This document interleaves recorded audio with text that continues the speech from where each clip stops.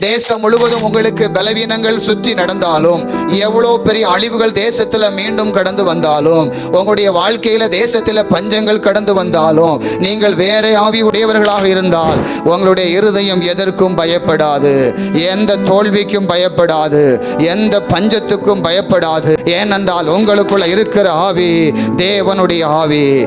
அல்லேலூயா. அவர் சகலவற்றையும் சிருஷ்டித்தவர், அவர் வானத்தையும் பூமியும் சிருஷ்டித்த கர்த்தர். அவர் உங்களுக்குள்ள வாசம் பண்ணுகிறார். அவர் உங்களுக்கு முன்பதாய் கடந்து போய் கோணலானவைகளை செவ்வையாக்குவார். உங்களுக்கு விரோதமாய் வருகிறவதை அவர் உடைத்தெறிகிற தெய்வமாய் இருக்கிறார். சத்துருக்கள் வெள்ளம் போல வரும் பொழுது பரிசுத்த ஆவியானவர் நமக்காக அந்த சத்துருக்களுக்கு விரோதமாய் கொடியேற்றுகிறவராய் இருக்கிறார்.